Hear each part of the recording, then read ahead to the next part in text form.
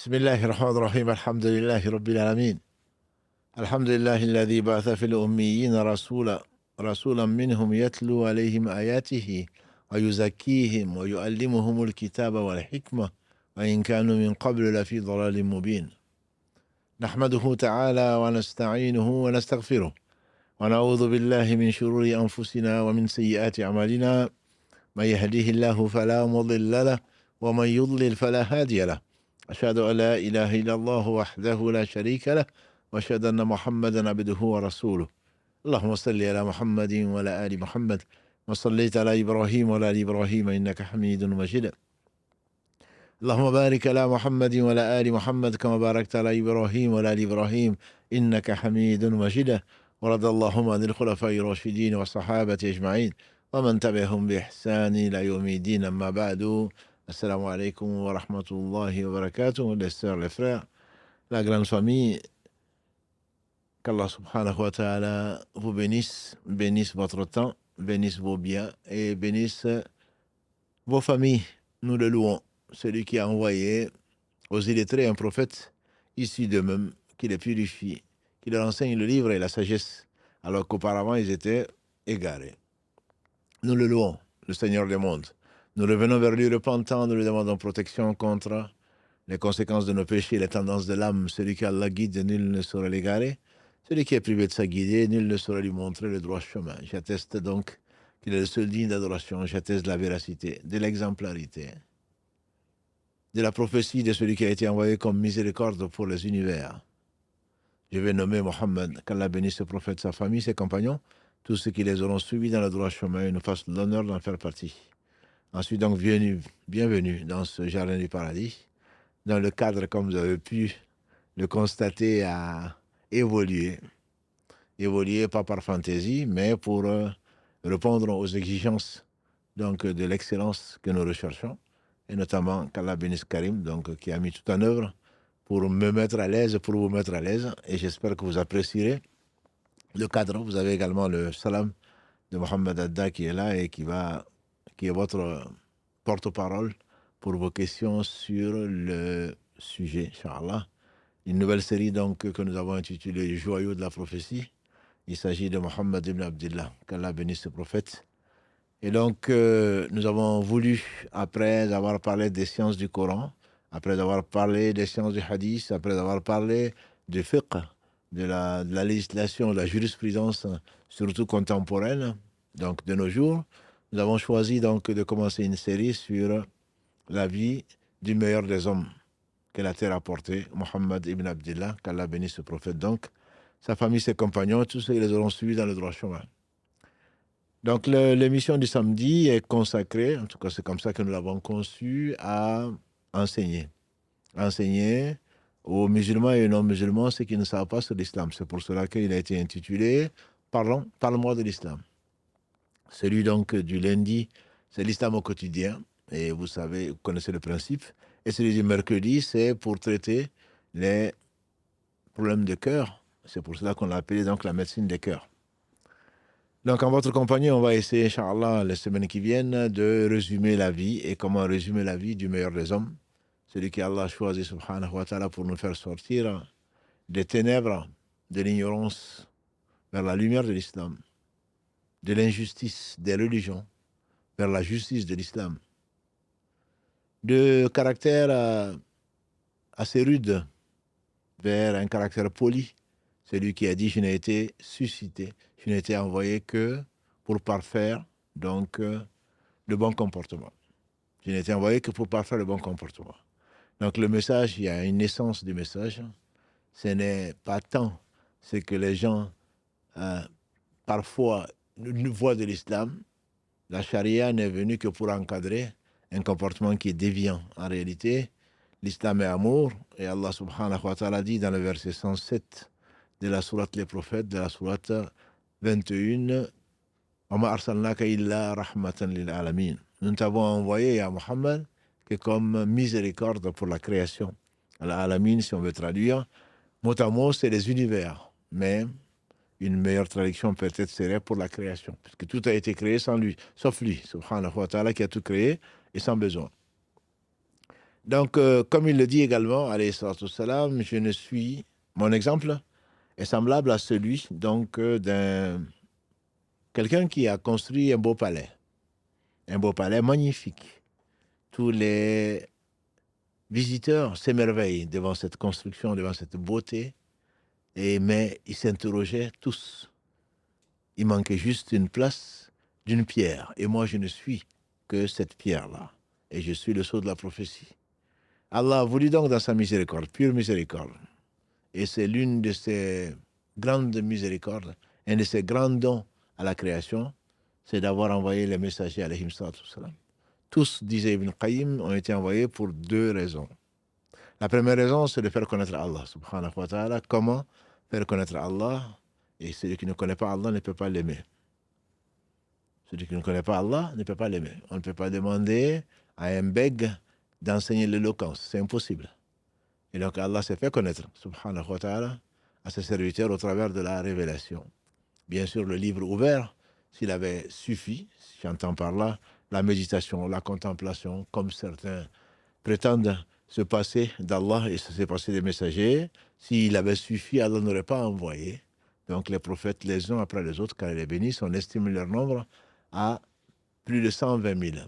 Chaque peuple a reçu au moins un homme qui a été issu parmi eux, et pour cause, qui a été issu du peuple, que le peuple connaissait, et donc qui leur a fait parvenir l'essence même de notre création. Allah dit dans le verset 56 de la sourate 51, wa ma khalaqtul jinna wal insa illa liya'budun.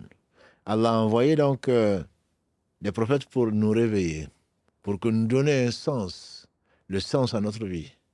Je n'ai créé donc les djinns et les hommes qu'afin qu'ils m'adorent. Certains savants disent qu'afin qu'ils me connaissent. Comment adorer Allah?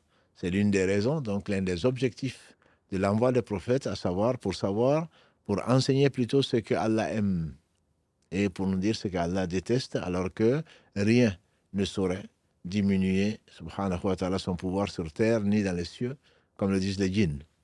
Par conséquent, comment adorer Allah? C'est Allah nous éprouve depuis notre père Adam, qui a eu cette liberté, qui a accepté cette amana. Allah nous a donc laissé libres et nous avons tous, vous vous rappelez certainement, ou pas. En tout cas, le Coran nous le rappelle. Dans le verset 172 de la sourate 7, Allah dit et rappelle, lorsqu'Allah a tiré des reins d'Adam une partie de sa progéniture, et que c'est nous avons tous témoigné qu'on n'adorerait qu'Allah. Adorer donc, disent les savants, c'est l'adoration, c'est l'espoir et ces deux ailes, l'espoir donc et la crainte, avec comme cœur donc l'amour d'Allah subhanahu wa ta'ala, mais l'adoration c'est tout ce que Allah aime et agrée parmi les œuvres du cœur avant toute chose, de la langue et des membres. Et donc pour adorer Allah, il faut savoir ce que Allah aime. Et les messagers alayhim salatu salam sont venus pour nous dire ce que Allah aime. Et on reviendra, Inch'Allah, sur ce sujet un peu plus tard dans la série du mercredi, Inch'Allah. Donc, ce que Allah aime, Allah nous le dit, alors que rien absolument ne saurait donc diminuer son pouvoir sur la terre ou dans les cieux. Ce qu'Allah déteste pour nous, c'est également ceci, l'adoration. Quand on parle d'adoration, c'est l'obéissance à Allah par rapport à la révélation. C'est un peu la taqwa dans ce sens-là, c'est-à-dire que la piété ou le bien en général. C'est le fait de pouvoir satisfaire Allah subhanahu wa ta'ala au travers de ce qu'il a ordonné, puisque tout ce qu'il a ordonné, c'est la meilleure des choses possibles. C'est lui qui a tout créé, et donc il sait tout, et il est parfait, tant dans sa connaissance que dans son être, et dans tous ses actes. Par conséquent, si Allah nous interdit une chose, c'est pour nous mettre à l'épreuve, puisque nous avons tous, on a dit, témoigné qu'on n'adorerait que lui. Donc les prophètes sont venus, effectivement, dans ce deuxième objectif, pour nous enseigner qu'est-ce que Allah aime et qu'est-ce qu'Allah déteste. Le troisième objectif, dit Ibn Qayyim, c'est Allah subhanahu wa ta'ala nous a envoyé les prophètes pour annoncer la bonne nouvelle. Donc Bashir, la bonne nouvelle aux gens qui se sont soumis à Allah subhanahu wa ta'ala en connaissance de cause, et la bonne nouvelle de l'agrément d'Allah subhanahu wa ta'ala dans ce bas monde avant l'au-delà, et donc également les mettre ceux qui prétendent ne pas croire en Allah subhanahu wa ta'ala, même s'ils y croient au fond, donc ceux qui prétendent, les prétentieux, les orgueilleux, de les menacer avant qu'il ne soit trop tard. C'est pour cela que c'est une miséricorde, donc, de les avoir envoyés aux univers, en fait, les prophètes, pour les mettre en garde, qui ne disent pas demain, moi je ne savais pas. Donc Allah les met en garde, Allah les amène, Allah les incite donc à reconnaître la vérité qui est en eux et autour d'eux, afin donc de l'adorer et de passer une vie donc pleine et entière dans la satisfaction d'Allah dans ce bas monde avant l'au-delà. Voilà donc les trois raisons pour lesquelles dit l'imam Ibn Qayyim qu'Allah subhanahu wa ta'ala a envoyé donc les prophètes. Prophète après prophète, le premier d'entre eux c'est Adam alayhi salam. Tous donc avec l'unicité d'Allah subhanahu wa ta'ala. Le dernier, c'est le joyau même de la prophétie, c'est le meilleur des hommes que la terre a porté. Il s'appelle Muhammad ibn Abdillah. Donc il a été envoyé après Jésus, alayhi salatu salam, comme Allah subhanahu wa ta'ala nous le rappelle, et rappelle aux gens du livre, pour qu'il n'y ait pas de prétexte en disant que ça fait longtemps, et depuis Jésus, il n'y a pas eu de prophète. Allah a envoyé donc un prophète pour compléter, pour corriger, et également pour confirmer. Confirmer quoi? Confirmer son unicité subhanahu wa ta'ala, base de l'existence de toutes choses. Pour corriger ce que les gens ont pu dire sur Allah subhanahu wa ta'ala, qu'il a des fils, ou qu'il a des filles, ou qu'il a des préférés, ou ceci et cela. Et également pour compléter ce qu'il a fait donc, et qu'il a révélé au prophète sallallahu alayhi wa sallam, ce fameux verset 3 de la sourate 5, quand il était à Arafat, sur le mont Ar-Rahma, pour lui dire qu'il a agréé l'islam comme religion, sachant que l'islam, comme il le dit dans la sourate 3, verset 19, « Inna dina inda Allah l'islam » pour Allah, la religion n'est que la soumission. Donc la soumission de tous les êtres lui sont soumis, y compris donc les hommes et les djinns, mais cette soumission ne sera récompensée que si elle est volontaire, et c'est le cas donc des hommes et des esprits. Donc pour confirmer l'unicité d'Allah subhanahu wa ta'ala, Allah a envoyé donc tous les prophètes. Il a parfait quand il a interdit pour leur bien donc un certain nombre de choses à un certain nombre de personnes à cause de leurs péchés. Allah a levé les difficultés, c'est ce qu'on dit d'ailleurs. L'envoi du sceau de la prophétie, c'est pour, avant toute chose, éclaircir les dogmes, pour savoir pourquoi on a été créé, pour savoir ce qu'Allah aime, ce que Allah n'aime pas. C'est également pour alléger les fardeaux. Et, Inch'Allah, on verra peut-être l'explication de ce fameux verset dont le frère Barakallahu fi m'a envoyé un message dessus, sur la yukallifu Allahu nafsan illa wusaha. Allah ne charge aucune âme au-dessus de ce qu'elle peut supporter. Et Allah, effectivement, a facilité la vie. Innama al-usri yusra, avec la difficulté et la facilité. Et Allah subhanahu wa ta'ala a tout facilité, alors qu'on a là, il nous a donné en même temps la capacité de faire plus. Mais il nous demande moins. Lui sait que, comme il a créé l'homme, et il dit dans le chapitre 4, verset 28, l'homme a été créé faible. L'homme a été créé faible, Allah lui a pardonné, Allah lui a allégé ses difficultés, et Allah subhanahu wa ta'ala a assisté sa vie durant, quand en tout cas il le reconnaît, pour l'accompagner. Et c'est la raison pour laquelle, si tous les livres ont été rassemblés dans le Coran rassemblé dans la Fatiha, le verset central de la Fatiha, c'est Iyyaka na'budu wa iyyaka nasta'in. C'est toi seul que nous adorons, c'est de toi seul dont nous implorons le secours. Car sans l'assistance d'Allah subhanahu wa ta'ala, on est incapable de faire quoi que ce soit. La hawla wa la quwwata illa billah. Point d'état, changement d'état, point de force si ce n'est par Allah subhanahu wa ta'ala, le béni par lui-même. Que les louanges et pures et les bénédictions donc lui reviennent en entièreté. Donc Allah subhanahu wa ta'ala a envoyé les différents prophètes à différents peuples. Il n'y a pas de prophète, il n'y a pas de peuple plutôt à qui Allah n'a pas envoyé un messager. Comme il le dit subhanahu wa ta'ala dans la sourate 16, verset 36, donc An-Nahl, la sourate donc les abeilles, verset 36. وَلَقَدْ بَعَثْنَا فِي كُلِّ أُمَّةٍ رَسُولًا أَنْ يَعْبُدُوا اللَّهَ وَيَجْتَنِبُوا الطَّاغُوتَ. On a suscité pour tous les peuples, dans chaque peuple, un messager pour leur dire: adorez Allah et fuyez les fausses divinités. Fuyez les fausses divinités. Il dit également à son prophète sallallahu alayhi wa sallam, وَمَا أَرْسَلْنَا مِنْ قَبْلِكَ مِنْ رَسُولٍ إِلَّا نُوحِي إِلَيْهِ أَنَّهُ لَا إِلَهَ إِلَّا أَنَا فَاعْبُدُونِ. Il a dit, subhanahu wa ta'ala, dans le verset 25 de la sourate Les Prophètes, sourate 21, dit à Muhammad sallallahu alayhi wa sallam, وَمَا أَرْسَلْنَا مِنْ قَبْلِكَ. On n'a pas envoyé avant toi, ya Muhammad, on n'a pas envoyé un messager sans l'intimer de dire à son peuple, il n'y a pas d'autre être digne d'adoration donc que moi, adorez-moi donc. Donc voilà pourquoi Allah subhanahu wa ta'ala a envoyé à tous les peuples, personne ne saurait venir demain en disant je ne savais pas.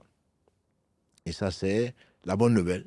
La bonne nouvelle pour tous ceux qui changent, qui pensent plutôt être plus miséricordieux que Dieu, en se disant, et les Zoulous alors, et les Hindous, et les Indiens, et ceux qui sont au fin fond de l'Amazonie, comme si Allah ne savait pas. Comment Allah aurait fait sinon rien reçu, et celui le malentendant, et le sourd, et l'aveugle. Comment se fait-il que? C'est parce que tu ne connais pas ton Seigneur. Rien, absolument rien, ni dans les cieux, ni dans la terre. Si on peut parler d'atomes et encore de neutrons et tout ce que l'on veut, si on peut en parler, c'est Allah qui les a créés. Wallahu khalaqakum wa ma ta'malun, c'est Allah qui vous a créé ce que vous faites. Wallahu khaliqu kulli shay, c'est Allah qui a tout créé. Allah ya'lamu man khalaqa wa huwa al-latiful khabir. Est-ce qu'il va ignorer? Celui qui a créé, il est le subtil, le bien informé. Et donc poser ces questions, c'est Satan qui nous fait poser ces questions, comme nous l'a conseillé le prophète sallallahu alayhi wa sallam, on dit amantu billah. Quand on ne sait pas, il dit Satan ne va pas manquer de vous faire poser les questions. Et qui a créé cela? Vous dites c'est Allah. Et qui a créé cela? Vous dites c'est Allah. Et ensuite il va finir par vous dire qui a créé Allah. Vous dites je crois à Allah subhanahu wa ta'ala. Donc rien, absolument rien ne lui est inconnu puisque c'est lui qui a tout créé. Rien n'arrive sans sa volonté. Donc ce parfait, surtout miséricordieux, par essence, par excellence, est celui qui a affirmé donc la justice et qui l'a ordonné. C'est le verset 90 de la sourate 16. Il faudrait s'en rappeler et en faire une devise. Inna Allah ya'muru bil adl wal ihsani wa ita'i dhil qurba wa yanha anil fahsha'i wal munkari wal baghi. Ya'udhukum la'allakum tadhakkarun. Allah ordonne l'équité en toutes choses et l'excellence. Allah ordonne l'équité et l'excellence en toutes choses. Donc tout ce que Allah a fait, Allah dit khalaq, et c'est lui qui a parfait ce qu'il a créé. Il est le parfait dans son essence, on dit souvent. Il est le parfait dans ses noms et attributs. Il est le parfait dans tous ses actes. Et donc Allah sait ce qui n'est pas, si ça avait été ce que ce serait. Donc ne te pose pas la question, mon frère. Ne te pose pas la question, ma soeur. Et si, et comment Allah va faire? Et le pauvre, comme si tu étais plus miséricordieux qu'Allah. Allah, il est le miséricordieux, par essence et par excellence. C'est l'un, disent nos savants, c'est l'une des bases, l'un de ces noms qui peut correspondre au nom suprême. En tout cas, c'est l'un de ces noms sur lesquels tous les autres noms, qui sont tous parfaits, prennent appui. Allah, Ar-Rahman et Ar-Rahim. Donc Allah subhanahu wa ta'ala, il est celui qui est plus miséricordieux que ce que tu peux l'imaginer, et rien, bien sûr, ne lui ressemble subhanahu wa ta'ala. Donc par miséricorde, il a envoyé à tous les peuples, sans exception. Sans exception, qui a été envoyé, comme on a posé en quiz, qui a été envoyé aux gens du Maghreb. La réponse était je ne sais pas. Qui a été envoyé aux Africains noirs. La réponse est que je ne sais pas. Qui a été envoyé aux Chinois. La réponse est je ne sais pas. Mais ce qui est certain, c'est qu'Allah a envoyé à tous les peuples sans exception, il leur a envoyé des prophètes. Maintenant, Allah a décrété, subhanahu wa ta'ala, après les prophètes, Satan a poussé les uns et les autres. On a dit que le premier prophète qui a été envoyé, le premier messager d'ailleurs, qui a été envoyé à un peuple qui est associé à Allah subhanahu wa ta'ala, c'est Noé. Noé est le premier messager envoyé à l'humanité. À son peuple, bien sûr. C'est le premier messager qui a été envoyé. Et son peuple est un peuple, donc, c'est les premiers qui ont commis la pire des injustices, qui est le polythéisme. Et donc, Allah a envoyé ce messager, alayhi salatu wassalam, qui est l'un des 5 plus grands messagers que la terre a portés. Et donc, qu'Allah le bénisse. Et à tous les peuples, Allah a envoyé plusieurs prophètes, dont des messagers, pour venir affirmer, confirmer, et donc changer les habitudes des uns et des autres. et notamment dans le culte, notamment dans la droiture morale et éthique. Tous les prophètes ont été envoyés, donc incluant tout comportement, toute éthique dans la ilaha illallah, qu'on a dit, donc qu'on a expliqué, qui en fait n'est pas qu'une phrase, c'est ce sur quoi disait Noé à son fils: oh mon cher fils, si les 7 cieux et les 7 terres étaient un anneau et que la ilaha illallah devait les couper, la ilaha illallah aurait suffi pour donc ouvrir cet anneau-là ou pour le détruire. La ilaha illallah est vraiment donc l'essence même de l'existence et la raison pour laquelle Allah subhanahu wa ta'ala donc a envoyé les prophètes, comme on l'a dit tout à l'heure. Donc ces prophètes ont été envoyés à différents peuples. Et le prophète sallallahu a dit: nous les prophètes, nous sommes de même mère et de même père et de mère différents. C'est-à-dire des mères, on imagine la mère qu'Allah bénisse nos mères, donc qui ont donné naissance à ces enfants de couleurs différentes en fonction de la mère, de tailles différentes en fonction de ce qu'Allah a décrété, mais également de langues différentes.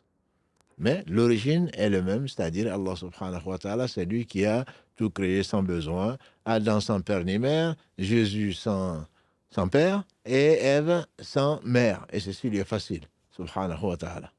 Donc tous les prophètes ont été envoyés les uns après les autres, et le prophète sallallahu en a rencontré un certain nombre, et il a dit: le plus proche de moi, c'est Jésus.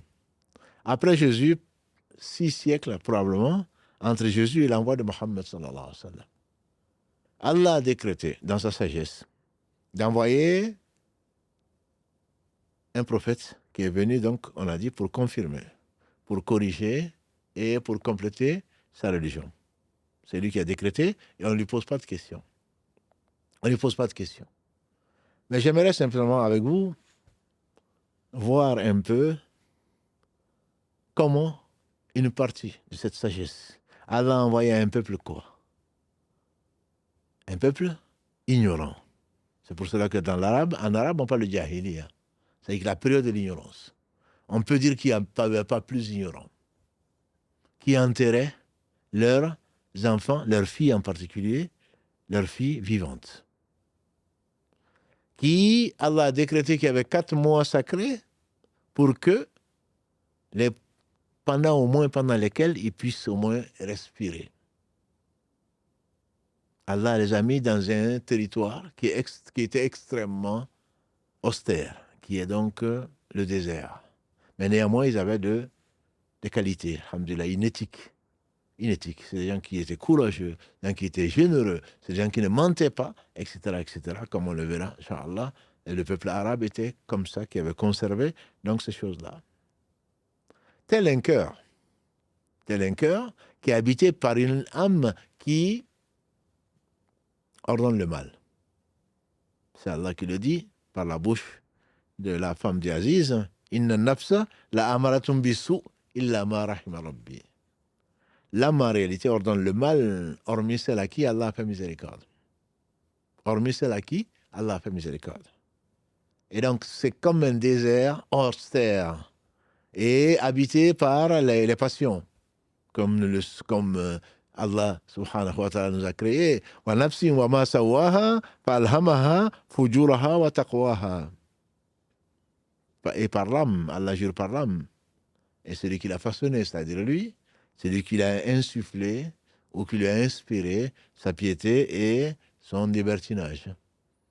Mais donc il y a de la piété.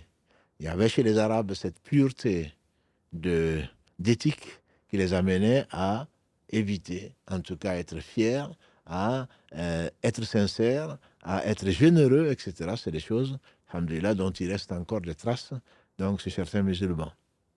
Allah a voulu donc choisir un peuple dans l'ignorance.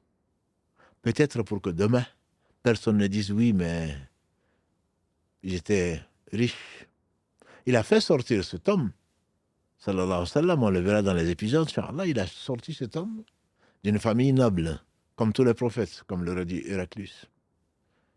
Une famille noble, mais il est né orphelin. Pour que personne ne puisse dire: oui, mais moi je suis orphelin. Comment donc Je ne suis quand même pas comparable à cet homme. Je ne suis pas comparable. J'étais dans une situation, j'étais parti vraiment défavorisé. Alors que lui, il avait son père, il avait sa mère, il était riche. Voilà. Non, il est né orphelin, il n'a pas connu donc son père. Il a perdu sa mère, on dit, à 6 ans. Il a perdu son grand-père, on peut parler de perdre, c'est un abus de langage. Son grand-père a été rappelé, Abdel Muttalib, quand il avait 8 ans. Il a été berger, comme tous les prophètes, comme il a dit, dans un milieu extrêmement austère. Qui s'est occupé de lui? Le Seigneur du monde. Comme pour nous montrer que Allah subhanahu wa ta'ala s'occupe de tout, et c'est pourtant celui-là qui est devenu le meilleur des hommes. Il est parti vraiment avec beaucoup, entre guillemets, de retard sur des enfants nés dans nos familles, avec père et mère, qui ont été choyés, qui n'ont manqué de rien ou presque, ou même ceux qui ont manqué de quelque chose. Le prophète sallam n'avait pas grand-chose. Jusqu'à quand son Seigneur l'a rappelé. Toute sa vie a été une vie d'austérité, et pourtant cela n'a pas nuit en quoi que ce soit, au contraire.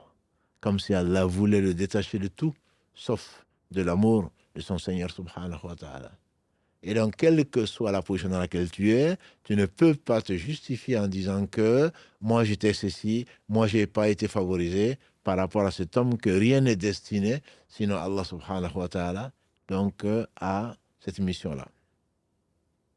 Il faudrait savoir qui il est pour pouvoir parler de lui, pour savoir comment Allah subhanahu wa ta'ala est généreux et surtout, il est capable de toutes choses. Il y a deux choses. C'est un humain qui a souffert et en même temps c'est un prophète. Cet homme, sallallahu alayhi wa sallam, était en même temps un enseignant. Donc il va laisser des choses qu'on va retrouver, alhamdulillah, qu'Allah a préservées. Des choses dont on doit tirer des enseignements, dont on doit se nourrir. C'est de la science. Cet homme ne savait ni lire ni écrire, comme Allah l'affirme, dans la sourate en particulier 29, alors Ankabut, verset 48. Auparavant, tu ne savais ni lire ni écrire. Qui aujourd'hui pourrait dire, oui, mais moi je ne sais pas lire, je ne sais pas écrire, donc vous arrivez par Internet, par machin, aller à l'école. Nous, on n'a pas été à l'école. Le prophète sallam a été à l'école de qui? À l'école de la science, qu'Allah lui a révélée. Et même à un âge assez tardif, entre guillemets. Toi qui as été à l'école à 6 ans, voire plus maintenant, à 3 ans, à la maternelle, et ensuite au primaire, etc., au secondaire, etc., etc. Il ne savait ni lire ni écrire. Je vous dis, c'est peut-être comme pour enlever à tout un chacun une excuse quelconque. Et cet homme, celui qui va devenir le prophète sallallahu alayhi wa sallam, dormait à même le sol. Dormait à même le sol, comme le disait Victor Hugo, on reviendra peut-être dessus. Cet homme a vécu des conditions où notre mère Aïcha Kalalagré disait, on voyait la lune, ensuite la lune, ensuite la lune, il n'y avait pas de fumée qui sortait de la maison du prophète sallallahu alayhi wa sallam. Et toi tu te dis, je suis pauvre, je n'ai pas de quoi manger. Quand Allah les a éprouvés avec les gens qui l'ont accompagné, les meilleurs des hommes après les prophètes, ses compagnons qu'Allah les agrée tous, quand ils avaient tellement faim, et en même temps ils faisaient face à l'ennemi, à des coalisés, à une coalition de peuples, ennemis de Dieu, ennemis d'eux-mêmes, qui n'avaient pas en même temps de quoi manger. Est-ce que nous sommes à plaindre? Je dirais non. Oui, on est à plaindre. Plaindre de se plaindre. On est à plaindre. Ils avaient beaucoup moins. Ils attachaient une pierre. Ils sont venus voir cet homme, qui était déjà prophète, en disant, Ya Rasulallah sallallahu alayhi wa sallam, nous voici, on a faim. On a tellement faim, on n'a rien à manger, au point qu'on a voulu tromper la faim en mettant une pierre sur l'estomac. Il a levé l'habit pour leur montrer, moi j'en ai deux. J'ai deux pierres. Cet homme dormait à même le sol. Comme Omar ibn Khattab, Kalalagré, avant Tabouk était venu, quand il s'est séparé de ses femmes, et qu'il l'a vu coucher sur une natte. Je dis bien sur une natte. Il a vu coucher sur une natte, il en a pleuré. On voyait les traces de la natte sur ses côtes. Sallallahu alayhi wa sallam. Omar en a pleuré. Il dit, Ya Rasulallah, toi qui es le meilleur des hommes, tu dors à même le sol, alors que les rois et les empereurs dorment sur des lits élevés. Il dit, Ya Omar, est-ce que tu ne veux pas que ce bas monde soit pour eux et que l'au-delà soit pour nous? Voilà l'homme humble. Voilà l'homme qui a été éprouvé. Les plus éprouvés parmi les hommes, ce sont les prophètes, alayhi salam. Et le meilleur d'entre eux, c'était lui, alayhi salam. Mais en même temps, c'est un prophète. Il a reçu pendant 23 ans la révélation qui est venue faire revivre les cœurs. Ne le comprennent vraiment que les gens qui se sont réveillés, qui étaient éloignés d'Allah subhanahu wa ta'ala, qui étaient morts, et qu'Allah subhanahu wa ta'ala a revivifié le cœur, comme la terre qui est morte, avec l'eau qui est descendue du ciel, comme tu la vois se gonfler et s'enorgueillir ou presque, et faire sortir ses fruits, tel un cœur qui était mort, sur qui Allah a révélé ce qu'il a révélé, et qui a vraiment pris la révélation au sérieux, et la personne a changé. Tu ne la reconnais plus. On en a parlé mercredi dernier, le mercredi d'avant, avec la tauba, le fait que Allah purifie ton cœur, et finalement, les gens ne te reconnaissent plus. Une fois que tu es réveillé, il n'y a plus personne pour te retenir. Parce que tu as connu le but de ta vie, parce que tu sais où aller, tu sais aller vers Allah subhanahu wa ta'ala. Tu sais qu'il n'y a pas de protection contre lui, et tu sais qu'il n'y a pas de protecteur, si ce n'est lui subhanahu wa ta'ala, qu'il n'y a pas de donneur, il n'y a pas de donateur, qu'il n'y a pas de miséricorde, si ce n'est par sa permission. Alors ces gens, ils ont certainement compris. C'est la raison pour laquelle cet enseignant, alayhi salatu wassalam, après qu'Allah lui ait révélé la science, ce n'est pas un homme comme un autre. Et c'est quelque chose d'extrêmement dur. Cette révélation était extrêmement dure. Aujourd'hui, on peut imaginer, il était chanceux. Il était chanceux. Quand Allah a parlé à Moïse, alayhi salam, quand il a voulu voir Allah, tellement il était heureux, Allah lui dit, fixe la montagne. Verset 143, si ma mémoire est bonne, de la sourate 7. Fixe la montagne. Si elle supporte ma manifestation, alors tu me verras. Alors tu me verras. Moussa, Allah s'est manifesté comme ici à sa majesté, lui à qui rien ne ressemble. La montagne a volé en éclats et Moussa est tombé inconscient. Quant au prophète sallam, on dit, non, mais il était chanceux. Oui, parce qu'Allah l'a choisi comme le meilleur des hommes, mais il y a ça un prix. On dit que quand la révélation descendait, comme Allah l'a promis, Inna sanulqi alayka qawlan thaqila. Verset 7, si ma mémoire est bonne, de la sourate 73. On va te faire descendre sur toi une parole lourde. Lourde de sens, on le comprendrait, mais également lourde. On dit que quand il était sur sa chamelle, Qaswa, qu'on sentait la révélation parce que Qaswa, la chamelle n'arrivait pas à supporter le poids que toi tu ne vois pas, bien sûr, toi qui es rationaliste, toi qui ne crois qu'à ce que tu vois. La chamelle se braquait parce qu'elle n'arrivait pas à supporter la révélation. On dit que quand il faisait froid, il se mettait à suer, sallallahu alayhi wa sallam. Un de ses compagnons racontait qu'il avait son pied, plutôt son genou, sous le genou du prophète sallallahu alayhi wa sallam, dans une assise. Et tout d'un coup, il a eu l'impression que ce genou allait se fracasser. Et quand la révélation descendait, elle était lourde. Et il a eu ça pendant 23 ans. Mais il mettait la révélation en pratique. C'est la raison pour laquelle ce n'était pas seulement un enseignant. C'était également un guide. Sallallahu alayhi wa sallam. C'était un guide. Donc c'est lui qui montrait le chemin. Il était le plus courageux d'entre eux. Il était le plus entreprenant. Mais en même temps, c'était le plus doux. C'était le plus doux avec les gens qui recherchaient Allah. C'était le plus intègre, c'était l'homme le meilleur, le plus dur par rapport au faux. Il n'y avait pas de compromission. Pourtant, c'était, comme le disait Anas ibn Malik, radiallahu ta'ala, le prophète sallam était l'homme le plus souriant. Il était à la disposition de tout un chacun, mais il n'appartenait qu'à Allah, subhanahu wa ta'ala. Il n'appartenait à personne, mais il était à la disposition de tout le monde. Il avait le meilleur caractère. J'ai servi, disait Anas Kalalagré, Le prophète sallam pendant 10 ans, jamais il ne m'a dit pour une chose que j'ai faite, pourquoi tu l'as faite? C'est qu'il y a une chose qu'il a faite et qui n'est pas bien. Pourquoi tu l'as faite? Il m'a jamais dit pour une chose que je n'ai pas faite, n'as-tu pas fait, pourquoi tu l'as pas faite?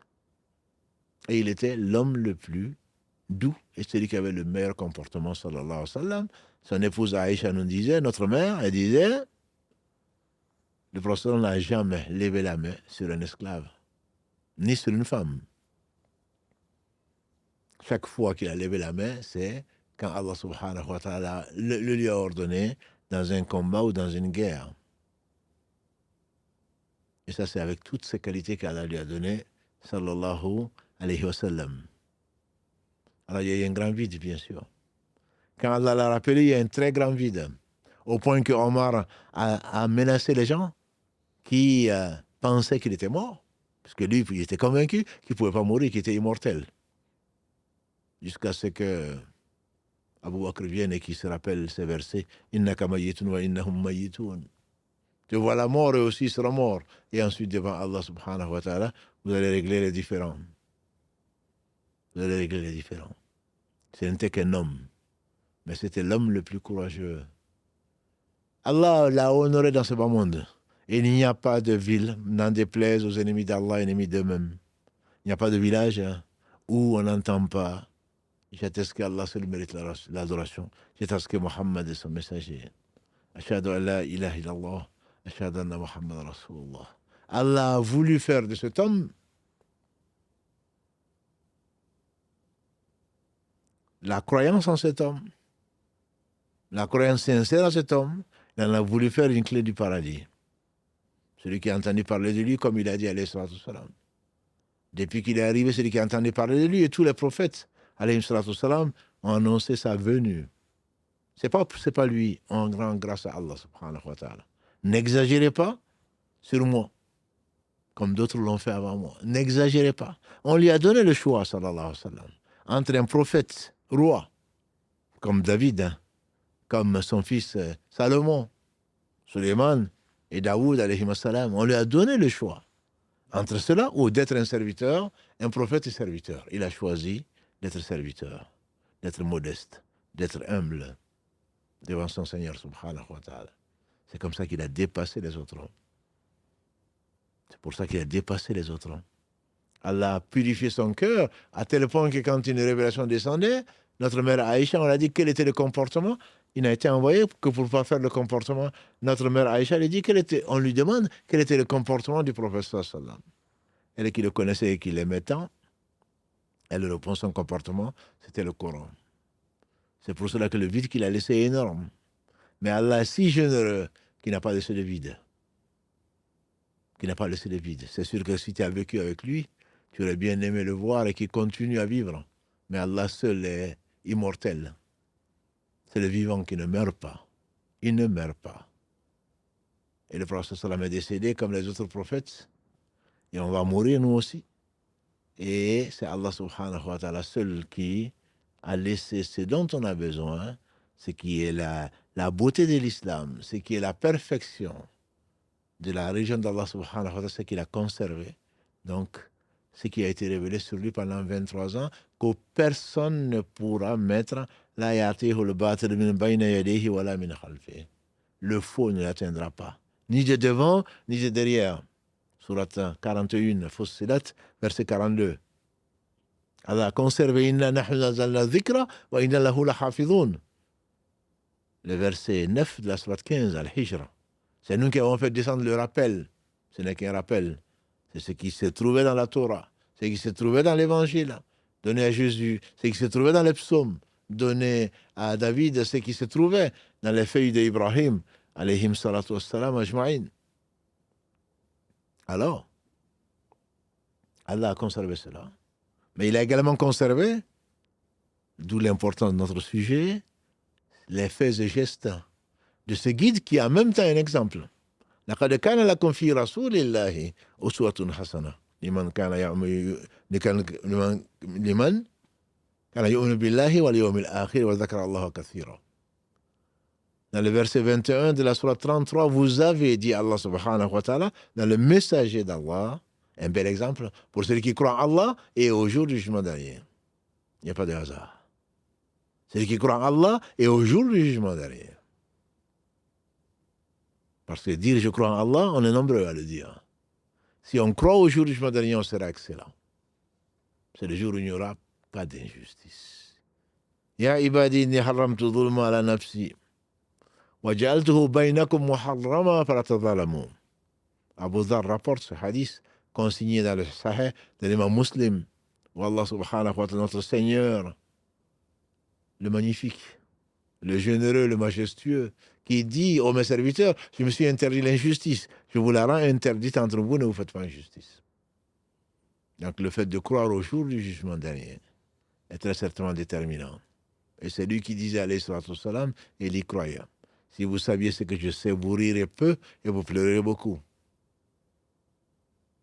Et vous pleurerez beaucoup. Et vous n'irez même pas avec vos femmes.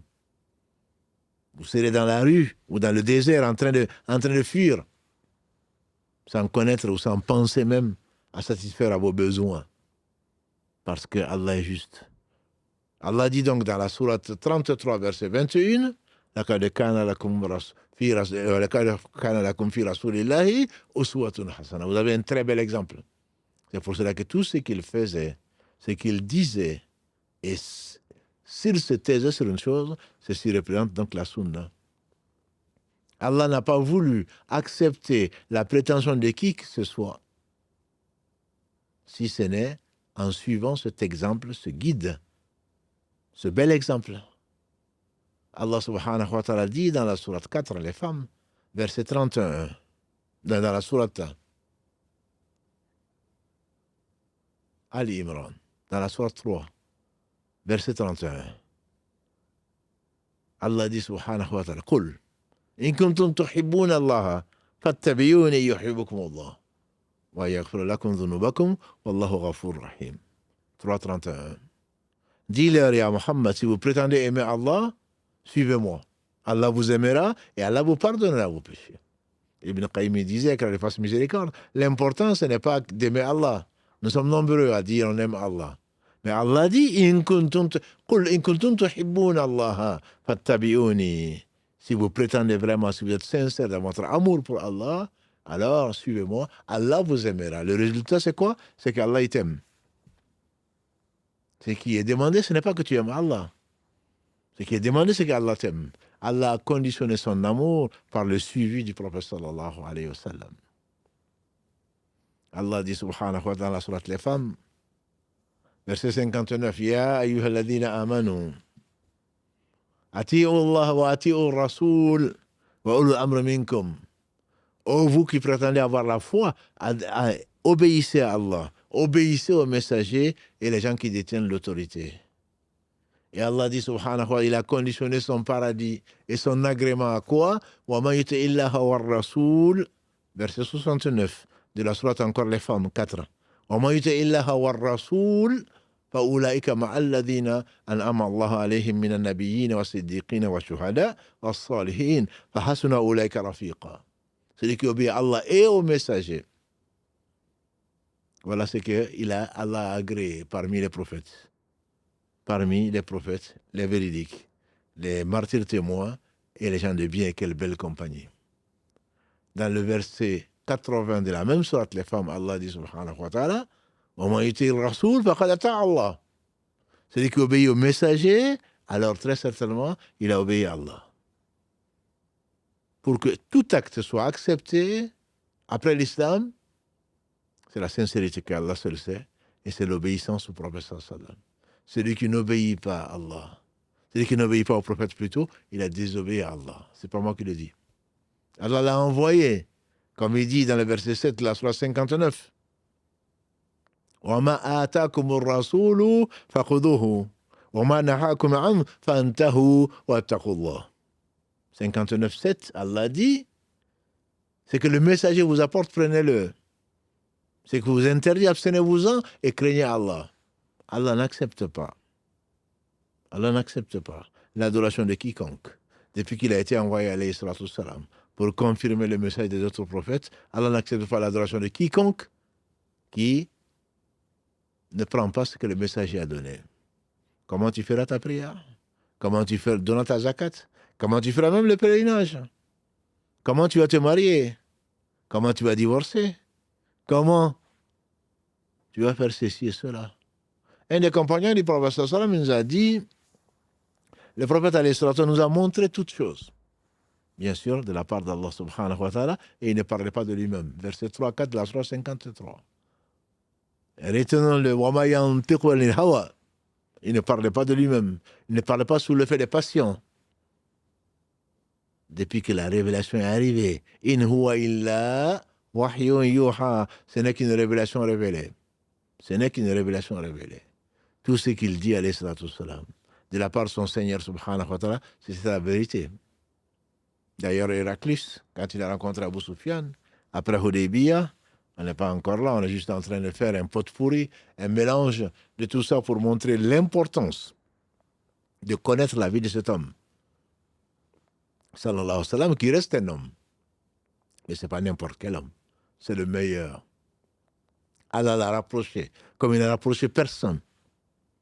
Allah l'a aimé, Allah l'a élu au-dessus de tous. Héraclius, quand il a rencontré Abu Sufyan, il a posé, j'ai révisé 11 questions. Parmi les questions, il a demandé, est-ce que c'est quelqu'un qui mentait? Est-ce que vous le connaissiez avant la révélation ou avant ce qu'il prétend être la révélation? Parce qu'il n'était pas encore croyant.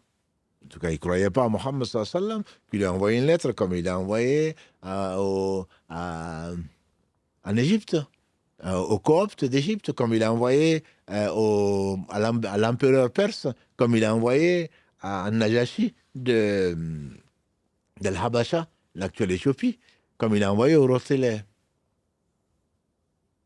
Quand Abu Sufyan était de passage, il a appelé qui est le plus proche de cet homme. Il dit, c'est moi. Alors je vais te poser des questions. Il a dit à son interprète, et que ton peuple soit derrière toi. Si tu mens, ils diront que tu mens. Et Abu Sufyan a dit après, si je ne craignais qu'on dise que je suis menteur, j'aurais certainement menti sur ton compte. Mais les Arabes ne mentaient pas à l'époque. Par fierté. Parce qu'ils avaient une éthique. Ils ne mentaient pas. Même les non-musulmans ne mentaient pas. Même les polythéistes ne mentaient pas parce qu'ils avaient honte qu'on dise qu'ils ont menti. Même s'ils faisaient ce qu'ils faisaient, comme on a dit. Ils héritaient des femmes, des veuves. Ils enterraient les filles vivantes. Mais ils ne mentaient pas. Quand Héraclius lui a demandé alors, est-ce que cet homme avant ce qui prétend être la révélation, est-ce que cet homme, est-ce qu'il mentait? Abu Sufyan a dit non, il ne mentait pas. Parmi les 11 questions qu'il a posées. Et Héraclius de dire après, je t'ai, n'est-ce pas, posé la question, est-ce qu'il mentait? Tu m'as dit non. Je me suis dit, celui qui ne mentait pas aux gens ne saurait mentir sur Allah. Ne saurait mentir sur Allah. Ce n'est pas des pulsions comme ça, comme des faux prophètes sont venus après lui, et c'était des signes de la fin du monde, ceux qui se prétendaient prophètes. Et sans compter tout ce qu'Allah lui a donné, subhanahu wa ta'ala, et on verra des références sur Allah comme miracle. Tout ce qu'il a prophétisé s'est réalisé ou va se réaliser. Beaucoup de choses qu'il a prophétisées sont réalisées exactement comme il l'a prophétisé. Comment il aurait pu le savoir? Parce qu'Allah l'a choisi, parce qu'il ne parlait pas de lui-même, parce qu'il ne descendait même pas, comme le dirait Héraclius, est-ce que dans sa famille, il y a quelqu'un qui était prophète? Pour qu'on puisse dire, ah oui, mais il a voulu être prophète, il a prétendu être prophète comme ses aïeux. Si Allah avait choisi dans une famille, il y avait eu des prophètes, comme Youssouf, alayhi salam, prophète, fils de prophète, Israël, petit-fils de prophète, Isaac, arrière-petit-fils de l'ami d'Allah, on aurait dit, oui, mais bon, c'est normal. Comment il ne peut pas être un modèle, celui-là? Il a été éduqué dans une famille de prophètes. Et son père a été éduqué dans une famille de prophètes. Donc non, Allah l'a mis, il n'y a pas eu de prophétie dans sa famille, sallallahu alayhi wa sallam. C'est une famille noble. Ce n'est pas des gens qui allaient voler ou tricher ou ceci et cela. Ils étaient connus et respectés pour cela. Donc Allah a voulu faire de cet homme un enseignant, un guide, on a dit, et un exemple à la fois. Il était à la portée de tout un chacun. Un enfant pouvait lui prendre la main, il pouvait s'arrêter devant un enfant et l'écouter et lui demander et voir ses soucis. Comme cet enfant qui jouait avec son oiseau et qui l'a vu triste. Il dit, qu'est-ce qui t'arrive? Il dit, parce que mon oiseau est mort. Il s'est attristé pour l'enfant. Il les embrassait. Il faisait sa prière en même temps, les enfants montaient sur lui et il restait dans cette position jusqu'à ce que l'enfant finisse. Omar ibn Khattab le trouve un jour en train à quatre pattes. Un de ses petits-fils monte sur lui et il lui dit quel beau cheval tu as. Qu'est-ce qu'il répond? Oh, oui, oui, bien sûr. Non, il dit c'est parce que j'ai un beau cavalier sur moi. Voilà cet homme, si on le connaît, certainement on l'aime. Et c'est la raison pour laquelle il faudrait connaître sa vie, parce que tout ce qu'il faisait était une inspiration d'Allah. In huwa illa wahyu yuha. Ce qu'il disait, ce qu'il faisait, était de la révélation. Quand il voyait ce qu'il n'aimait pas, comme l'a dit notre mère Aïcha, jamais il n'a levé sa main sur une femme ou sur un esclave. Par contre, elle disait, il n'a levé la main que dans Fils Abilillah. Il ne lui a jamais été donné, dit notre mère Aïcha, de choisir entre deux choses. S'il n'a pas choisi la plus facile. C'était l'homme, l'exemple du juste milieu. Il aurait choisi la chose la plus difficile, alhamdulillah, il en aurait été capable. On a dit, Allah ne nous a pas chargé de ce qu'on peut supporter. Il nous a chargé de moins qu'on peut supporter. Un jour, ses compagnons l'ont vu en train de jeûner et de ne pas rompre le jeûne au coucher du soleil. Ils ont dit, oui, mais donc nous aussi on va faire pareil. Il dit, non, ne le faites pas. Moi, mon Seigneur me donne à manger et à boire. Certains ont continué à le faire. Il a dit, continuez. Et alhamdulillah, on n'a pas vu la lune. Et le lendemain, on a vu la lune. J'imagine que c'était le 29. Finalement, on n'a pas vu la lune, le croissant. Donc finalement, ils ont jeûné 30. Entre notre jeûne et le jeûne des gens du livre, c'est le suhour. Donc on prend un petit déjeuner avant l'aube. Mais là, ils ne l'ont pas pris. Et il a dit, heureusement qu'on a vu le croissant, autrement je vous aurais ordonné de continuer. Quand Allah allait le rappeler, il avait un mal de tête. Et on lui a dit, mais tu souffres. Il dit, oui, je souffre comme deux hommes. Il avait cette capacité qu'Allah lui a donnée. On ne doit pas... S'il avait le choix entre deux choses, toujours, il a choisi la plus facile, dit notre mère Aïcha. La plus facile. Sauf, disait-elle, quand c'est quelque chose d'interdit. Quand c'est quelque chose d'interdit, il était le premier, bien entendu, à s'éloigner de l'interdit. De ce qu'Allah n'aime pas. De ce qu'Allah n'aime pas. Le prophète, alayhi salatu wassalam, donc pour les croyants, reste la personne qu'il faut aimer. On aime les gens pourquoi? Pour plusieurs raisons. Mais on ne peut pas aimer plus que cet homme par qui Allah subhanahu wa ta'ala nous a ouvert les yeux. Celui dont, si on ne croit pas en sa mission, c'est l'enfer. D'abord dans la tombe et ensuite dans l'au-delà. Et pour l'éternité, quand on a entendu parler de lui. Et Dieu seul sait qui a entendu parler de lui. C'est lui, un compagnon disait, le prophète nous a enseigné toutes choses. Même les oiseaux, comment ils volent, et même comment faire nos besoins. Il a dit, quand tu fais tes besoins, nettoie-toi. Nettoie avec au moins 3 pierres. Pour ceux qui, on dirait aujourd'hui au moins avec 3 papiers toilettes. Si tu n'utilises pas de l'eau. Pour être sûr que tu es purifié, entre guillemets. Il nous a tout enseigné, sallallahu alayhi wa sallam. Omar ibn Khattab disait que nous étions des gens qui étaient humiliés. L'islam nous a honorés. Celui qui recherche l'honneur par ailleurs, par autre que l'islam, Allah va l'humilier. Il a trouvé les peuples qui sont dans l'égarement. Lui-même était égaré. Et on le verra, Inch'Allah. Allah m'yajideka wa wajadaka dolan fahada. C'est pas à lui qu'il faut demander la guider. C'est à Allah qu'il faut demander la guider. Mais cet homme doit être aimé. Si on aime les gens qui nous font du bien, nos pères et mères, en tout cas un homme normal constitué, une femme normale bien constituée, nécessairement va aimer cela. Mais celui par qui Allah t'a montré la voie, celui par qui Allah subhanahu wa ta'ala te fera miséricorde, ici-bas dans l'au-delà, si tu ne l'aimes pas, c'est que tu es un vrai ingrat. Allah dit dans la sourate 33, verset 6. Il dit subhanahu wa ta'ala, An-nabiyyu awla bil mu'minina min anfusihim wa azwajuhu ummahatuhum. Le messager a priorité pour les croyants sur eux-mêmes. Et le prophète sallam dit, d'après Anas ibn Malik, le prophète sallam dit, aucun d'entre vous ne sera véritablement croyant s'il ne m'aime pas plus que son père, plus que sa mère, plus que ses enfants, plus que lui-même. On connaît l'histoire d'Omar ibn Khattab. Ici, il y avait un inspiré dans la communauté, comme Allah avait voulu, qu'il y ait des inspirés après le prophète. Il a dit, alayhi salatu wassalam, après le prophète, il y avait des inspirés. S'il y en avait un seul dans la communauté, ça aurait été Omar. Omar ibn Khattab lui dit un jour, joyeux, ô messager d'Allah, je suis... Wallah, je t'aime plus que tout le monde, sauf moi-même. Il dit, pas encore. Ayant réfléchi, ayant été inspiré par Allah, il dit, je t'aime plus que moi-même. Et il a répondu, alayhi salatu wassalam, à maintenant. Les savants ont divergé de savoir, est-ce que c'est maintenant seulement que tu m'aimes, ya Omar? Alors que j'aurais attendu que tu m'aimes avant.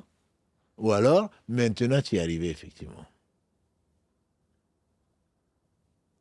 Le temps passe vite.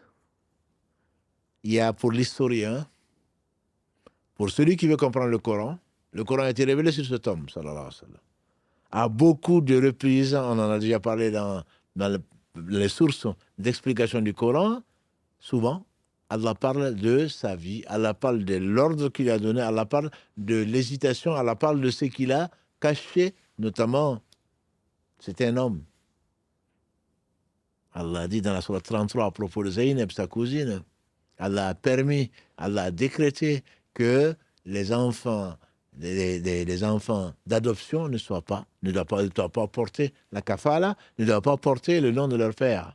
Et ce n'était pas le cas chez les Arabes. Allah a voulu.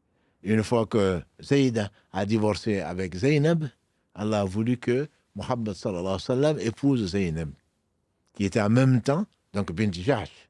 Allah a dit, afin qu'Allah montre ce que toi tu cachais et que tu cachais aux gens dans ton cœur. Il était un homme, mais le meilleur d'entre nous. Il est honoré dans ce moment, il le sera dans l'au-delà. Et on a d'autres raisons de comprendre, d'étudier la vie de cet homme, sallallahu alayhi wa sallam. Comme je vous dis, il n'y a pas d'endroit sur la terre où on n'appelle pas, où on n'atteste pas de la véracité de sa mission. Mais les gens les plus honnêtes, historiens ou pas, même non musulmans en tout cas a priori, ont étudié la vie de cet homme comme ils ont étudié la vie d'autres hommes. Et les non-musulmans, en tout cas officiellement, ont attesté que c'était un prophète, alayhi salatu wassalam. Notamment ce que vous connaissez d'Alphonse Lamartine. Dans l'histoire de Turquie, il a écrit ce qu'il a écrit, que je vais vous lire. Alphonse Lamartine, que vous connaissez tous, je pense, sinon vous allez sur Google. Écrivain très connu. Voilà ce qu'il disait sur Muhammad sallallahu alayhi wa sallam. Lamartine, dans la vie de Mahomet, il dit, si la grandeur du dessein, la petitesse des moyens, et on en a un peu parlé, l'immensité du résultat sont les trois mesures du génie d'un homme, qui osera comparer humainement un grand homme de l'histoire moderne à Mahomet? Si la grandeur du dessein, l'objectif, la petitesse des moyens, puisqu'il n'avait rien, l'immensité du résultat sont les trois mesures du génie de l'homme qui osera comparer humainement un grand homme de l'histoire moderne à Mahomet, alayhi salatu wassalam. Les plus fameux n'ont remis que des armes, des lois, des empires. Ils n'ont fondé, quand ils ont fondé quelque chose, que des puissances matérielles, écroulées souvent même avant eux. Celui-là, Mohammed sallallahu alayhi wa sallam, a remis des armées, des législations, des empires, des peuples, des dynasties, des millions d'hommes sur un tiers du globe habité. Ça, c'est à l'époque. Mais il a remis de plus des idées, des croyances, des âmes. Il a fondé sur un livre dont chaque lettre est devenue une loi, une nationalité spirituelle qui englobe des peuples de toutes les langues et de toutes les races. Il a imprimé pour caractère indélébile de cette nationalité musulmane la haine des faux dieux et la passion du Dieu, un et immatériel, jusqu'à ce qu'ils disent philosophes, orateurs, apôtres, législateurs, guerriers, conquérants d'idées et restaurateurs de dogmes rationnels, d'un culte sans image, fondateur de 20 empires terrestres et d'un empire spirituel. Voilà Mahomet. Il conclut, à toutes les échelles où l'on mesure la grandeur humaine, quel homme fut plus grand? La réponse, bien sûr, qu'il n'y en a pas eu. Victor Hugo a écrit ce qu'il a écrit, que vous pourrez trouver également. D'autres ont écrit ce qu'ils ont écrit, pas parce qu'ils sont musulmans. Il y a même des émissions, pour vous qui êtes en France et qui suivez Arte ou autre, il y a des émissions où on se demandait si Napoléon était musulman ou pas, Bonaparte. Par rapport à ce qu'il a écrit, par rapport à l'origine des lois, dont une bonne partie a été tirée de la législation islamique. Et l'admiration qu'il pouvait avoir pour un homme. Parce que quand on entend parler de quelqu'un, on l'aime sans le voir. Quand on entend parler d'un grand homme, qui se sacrifie, qui a fait du bien aux orphelins, qui a fait du bien aux pauvres, aux veuves, qui peut être comparé à Muhammad sallallahu alayhi wa sallam. Même sans... C'est juste une question de raison, une question d'honnêteté, une question de justice. Comment on peut détester quelqu'un qu'on ne connaît pas? C'est la raison pour laquelle, et ce n'est pas la seule, c'est la raison pour laquelle on se doit au moins de connaître avant de rejeter. Satan joue sur cette corde d'ignorance. Si on connaissait notre Seigneur, on l'aurait aimé, comme le fait dire un savant d'une époque révolue. Celui qui connaît Allah, il l'aime. Et moi, je dirais, pour paraphraser, cet homme, celui qui connaît Mohammed, il ne peut que l'aimer. Plus récemment, on connaît un chef de parti de Hollande, les Pays-Bas, qui était un chef de parti d'un parti d'extrême droite et qui a décidé, bien sûr, de combattre l'islam. Il n'est pas le seul, ni le premier, qui a décidé de combattre l'islam, qui a décidé d'écrire un livre sur Mohammed sallallahu alayhi wa sallam. Et avant de finir d'écrire le livre, il a dit « Ashhadu an la ilaha illallah, ashhadu anna Muhammad Rasulullah ». C'est pour cela qu'on est étonné, parce qu'on ne connaît pas Dieu. On ne connaît pas Allah subhanahu wa ta'ala. Il a fait le pèlerinage, cet homme, qu'Allah le bénisse et bénisse le restant de sa vie et lui pardonne ce qu'il a pu dire et faire contre l'islam. Omar ibn Khattab, radiallahu ta'ala, est sorti pour tuer Mohammed sallallahu alayhi wa sallam. On connaît l'histoire, peut-être qu'on reviendra dessus. Il est sorti pour le tuer parce que ça suffit, quoi. Pour lui, c'était un semeur de troubles. Il séparait l'homme de la femme. Parce qu'une fois que la foi est rentrée, disait Héraclius, elle ne sort pas. Une fois que la foi est rentrée dans le cœur, elle n'en sort pas. Jusqu'à ce qu'elle s'approfondisse. L'homme était séparé de la femme, le père du fils. Les Quraysh étaient divisés en deux, alors qu'avant lui, avant sa mission, c'était un peuple uni, mais uni sur le faux. L'adoration d'autre que Dieu, subhanahu wa ta'ala. Omar sort pour aller le tuer. Il revient avec Ashhadu an la ilaha illallah, Ashhadu anna Muhammad Rasulullah sallallahu alayhi wa sallam. Mais ça, c'est une autre histoire, si Allah nous permet, Inch'Allah. de la narrer, si Allah nous veut du bien, pour qu'il nous le compte parmi donc les bonnes actions qu'il nous aura permis de faire, subhanahu wa ta'ala. Mais Mohammed n'est pas adoré. J'ai insisté sur son côté humain. Il a pleuré, il a ri, il a souri, il s'est marié, il a perdu tous ses garçons à bas âge. Parce qu'elle avait éprouvé pour une sagesse qu'Allah seul sait, peut-être pour ne pas adorer autre que Allah subhanahu wa ta'ala, quand on voit des gens suivre des voies pernicieuses, de l'égarement, parce que on va préférer la famille du prophète sallam par rapport à tout autre, sans raison. Bien sûr, le meilleur, Allah subhanahu wa ta'ala, a béni ce prophète, a béni sa famille, mais on ne saurait mettre un homme au-dessus de la loi. Celui qui a adoré autre que Allah subhanahu wa ta'ala, fût-il être l'oncle du prophète sallam, Abu Lahab, verset surat 111, il est en enfer. Abu Talib, le père d'Ali, il est en enfer. Il a des oncles qui sont au paradis, quand elle les agrée. On espère au moins Hamza, qui est le meilleur des martyrs. Al-Abbas, qui était un de ses oncles, pour qui on espère également le paradis, et bien d'autres. Inna akramakum inda Allah yatqakum. Ya ayyuhan nas, vous dit Allah, verset 13 de la sourate 49.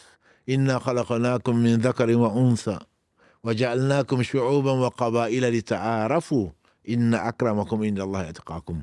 Ô humains, ô vous les gens, nous avons créé, c'est-à-dire moi le créateur, moi le roi, nous avons créé d'un homme et d'une femme, et vous avons réparti en tribus et en nations, afin que vous connaissiez entre vous. Le meilleur, le plus honoré chez Allah, inna akramakum inda Allahi, le meilleur chez Allah, c'est le plus pieux d'entre vous. Et le prophète sallam de Dieu conclure, pas de supériorité d'un arabe sur un non-arabe, ni d'un non-arabe sur un arabe, si ce n'est par la piété.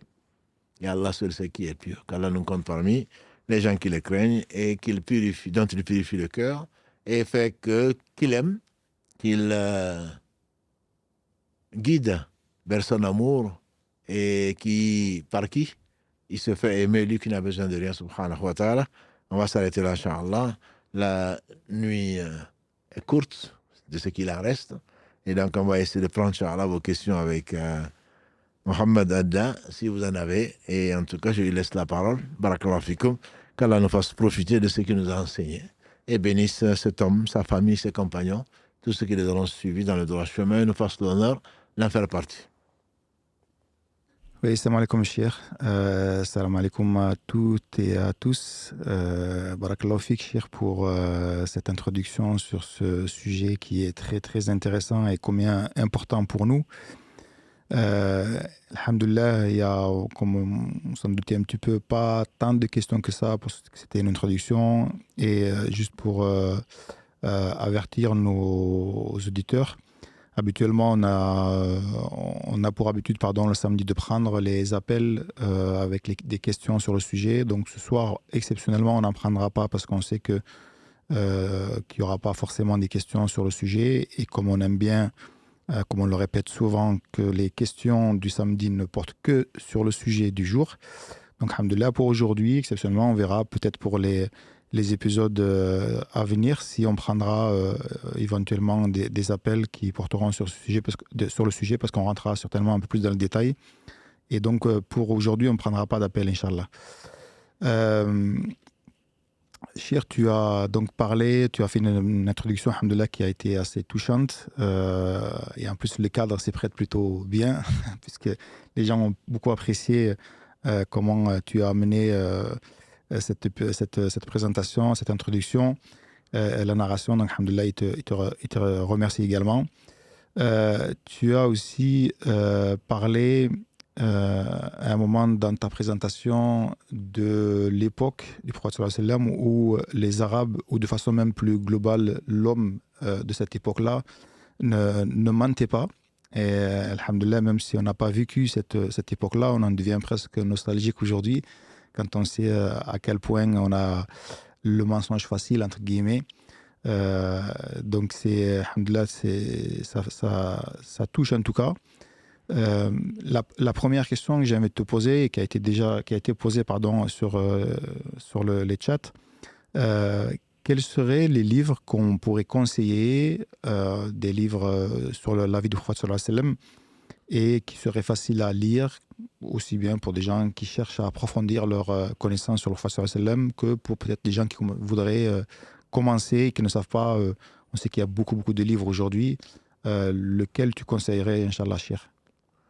Alors, c'est une bonne question et en même temps une question qui va demander probablement beaucoup de développement dans la mesure où, bien avant cette émission, si vous en rappelez, qu'Allah bénisse Karim, quand il faisait ses premiers pas, on a fait plus de 60 épisodes sur la vie du prophète sallam. Ça m'a donné l'occasion, alhamdulillah, de faire beaucoup de recherches sur sa vie, alayhi salatu salam, et je remercie Allah de nous m'avoir permis. On a donc, sur la chaîne YouTube, en tout cas on l'avait, plus de 60 épisodes pour ceux qui cherchent des détails. Et on s'est basé sur un certain nombre de livres. Et alhamdulillah, d'autres livres sont ressortis entre-temps. Donc il y a de ça 15 ans maintenant, je pense, qu'on a fait ça. Donc celui qui veut me voir jeune, un peu plus jeune, peut aller sur ces vidéos-là. Et ce sont nos premières vidéos d'ailleurs avec Karim, barakallah fi. Donc il y a beaucoup de livres, effectivement. Je vais commencer par les livres peut-être qui généralisent peut-être des non-musulmans. Je pense que ce serait peut-être le plus simple. Pour ceux qui ne connaissent pas Mohammed sallallahu alayhi wa sallam, je dirais il y a donc ce livre déjà, donc qui s'appelle Éloge donc du prophète de Jagan Nat Azad, Alphonse de Lamartine, Victor Hugo. Donc il y a ce livre-là qui donc Alphonse de Lamartine, pour ceux d'entre vous qui connaissent un peu leur histoire, donc c'était un écrivain très connu et qui est mort en 1869. Thomas Carlyle est mort, lui, en 1881. Et donc, ceux qui veulent connaître la vie de ces, puisque les gens sont très influencés par les réseaux sociaux et avant également aujourd'hui par donc, les anciens, et notamment donc, des gens dont on doute peu de l'honnêteté. Voilà, donc il y a ce livre que je conseille. Il y a un autre livre qui s'appelle, d'où j'ai tiré, donc la citation qui s'appelle Mahomet, je crois, donc de Lamartine, qui est également voilà, la vie de Mahomet, Alphonse Lamartine, donc également qu'on peut conseiller, donc, qui est de la fondation Abdelaziz Larmatan, introduction et annotation de Al-Qur'an. Donc voilà, donc il y a ces livres-là pour les non-musulmans qui veulent juste savoir. Il y a également un livre qui a été écrit par Rachid Maash qui s'appelle Sans preuve irréfutable. Sans preuve irréfutable, donc Mohammed est le messager d'Allah.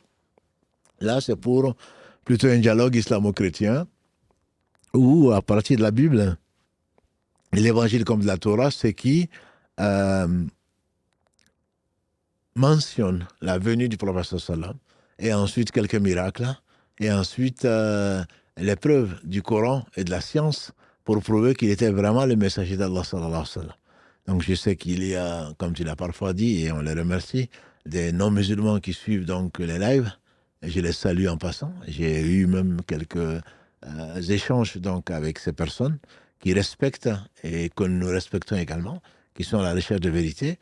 Donc ça, c'est possible. Et également, il y a un livre que je n'ai pas ici pour les non-musulmans qui s'appelle, donc, j'en ai déjà parlé, Dialogue transtextuel entre le christianisme et l'islam, dans l'édition Abad également, donc qui a ça.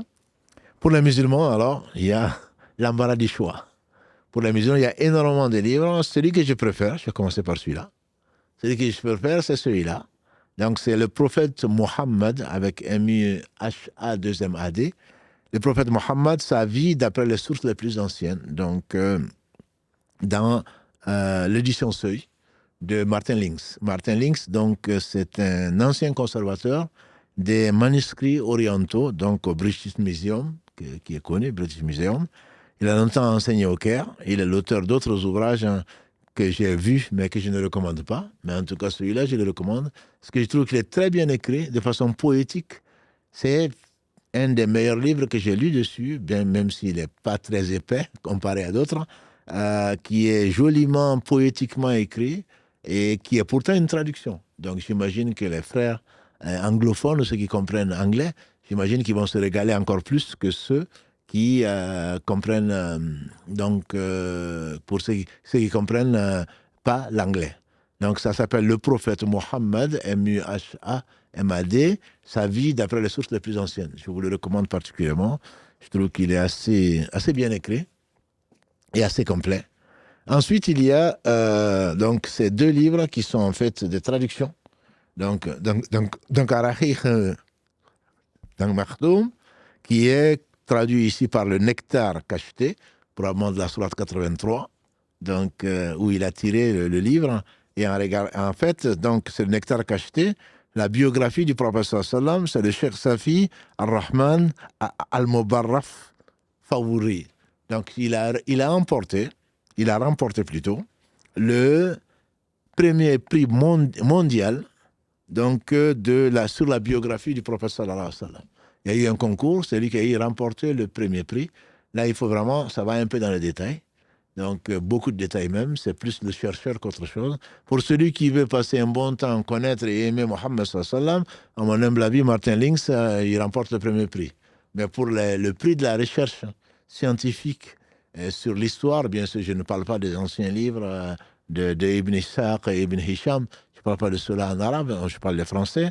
Et donc celui-là, la traduction me laisse un peu sur ma faim, bien que je ne veux pas faire je veux blesser personne, mais le même livre a été traduit, et il est mieux traduit pour moi.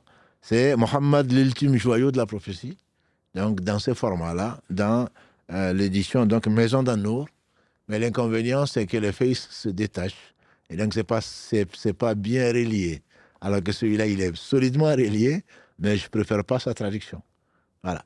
Donc, voilà des livres qui pourraient, Inch'Allah, servir. Il y en a un autre, qui est celui de mon professeur, ou l'un de mes professeurs en tout cas, Hamidullah, le docteur Hamidullah, qu'Allah lui fasse miséricorde, qui est mort en 2000 aux États-Unis. Donc, il est un pionnier qui a passé sa vie pour étudier la vie du prophète sallam, qui est très détaillée en 2 tomes, qui s'appelle tout simplement Le Prophète de l'Islam, Mohammed Hamidullah, dans l'édition AIF, donc à laquelle j'ai appartenu, Association des étudiants islamiques en France, la première petite association qui a été fondée en 1965, si ma mémoire est bonne. Donc, Allah bénisse les anciens et c'est tous ceux qui ont travaillé.